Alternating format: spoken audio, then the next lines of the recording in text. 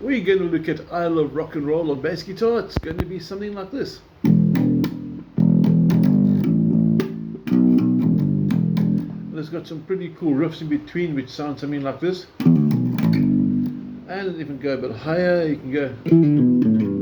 But let's start with the beginning. Please make sure you do have a copy of the PDF in front of you. If you don't have a copy, just let me know, WhatsApp me or inbox me on my channel. And here we go. We're going to start with the first riff, that part. So let's focus and see what our fretting hand is doing first.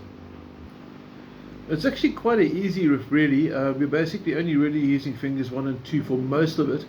And the secret lies over here in the timing. That's what makes the song really worthwhile learning. Now we're going to start with an open E4 string, and then you want that silent pause. And what I'm doing for that silent pause is I'm just resting my hand on the string. So I'll play it twice, you can see and hear it, and I'll just rest my hand on the strings to make it go quiet. And I'll do that twice. I'm going to go, and then after the second one I'm going to have a 0-3 as on the tab, which means I'm going to go or from a head-on view more like this, and notice fingers 1 and 2, and you can do a hammer-on with that like I just did, or you can pick it. You can decide which you prefer. So getting a bit of a different angle now, different angle as we said over here. You can see my picking hand at the back there, and with the damping you can see the hand moving over here.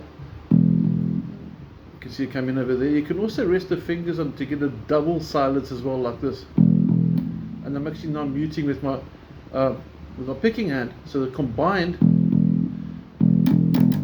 just make sure you got a definite silent pause. I know I'm going on about the silent pause, but that's really, really important for us. Now on the 0-3 hammer-on, you can see I pick the open and I hit on fret number 3 with finger number 2 on the top string, and you'll notice over there I only picked once. You can see there, like that. Okay, I could also pick both notes as well, and I'm going to leave it up to you for whichever one you prefer.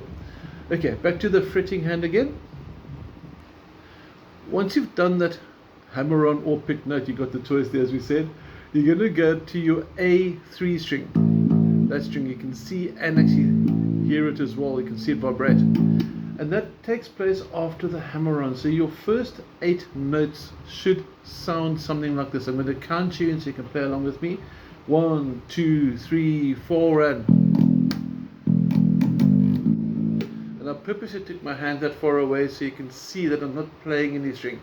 Practically I just keep my hand really, really close, but I just wanted to show and demonstrate that I'm not playing that A string. Once I've done that, I go to fret number 2, and you'll notice over here that my middle finger, number 2 middle finger, is playing the 3rd fret.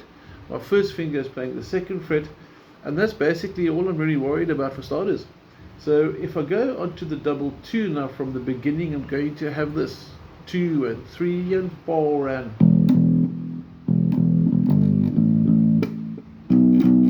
Notice that silent pause between the double 0 on the A and the double 2. And then after that you're going to have the 0-3 again, which you can obviously hammer on or pick, and back to the open string. So the first half of the phrase, which will begin and end on the same notes, is going to sound something like this. I'm just going to change the angle a little bit there. And here we go. 1, 2, 3, 4, and.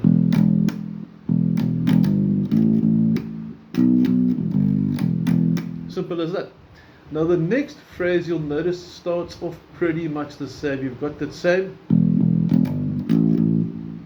as that, but the next part is going to be 4 notes in succession, and this is a little bit different, and the timing sometimes feels a bit weird, sort of offbeaty, but listen to the original. Very important, listen to the original, and you'll hear. And the trick there is to make sure all your strings, only one string at a time is making a sound, so you don't get 2 strings ringing at the same time. So make sure you silencing the strings you're not using. So one more time, 2, 0, and then the double open on the 4th string as well. Okay, that's your entire phrase. So let's take it through one more time. And here we go. 1, 2, 3, 4, and.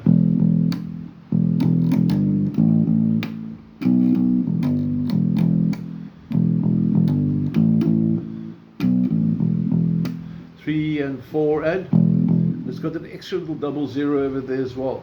Then after that, it jumps up all the way to fret number 7 and does a little phrase like this, which sounds.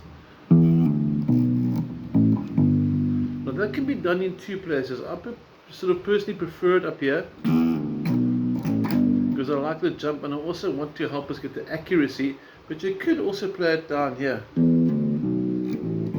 But you haven't got as much string control. So if you do it down here, I'm okay with that, but I would favor that you rather try the tab. Now the riff for guitar 1, which is obviously octaves inside here, the bass is going to go 7/5. Okay, you can do a pull off there as well. So I'm picking, and you can see I'm flicking, and when I do the pull off or the flick off, pull off's the right name, my first finger doesn't move. That's the trick. So be careful you don't do that, because that's going to bend the string out of tune for starters. Okay, so please make sure that your first finger doesn't move, and it's 3 notes, 1, 1, 2, 3, and then 2 notes, 5, 3, and that's a quick jump. So it's going to go like this, and there you go.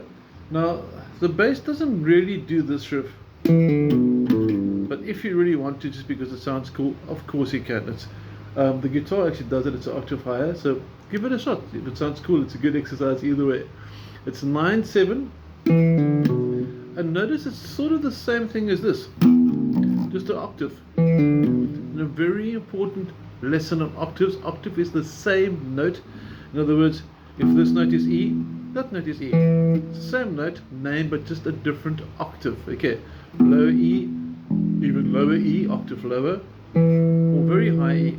Okay, so we're not going to go too much into theory, but this riff here, that's the octave. I hope you can hear that.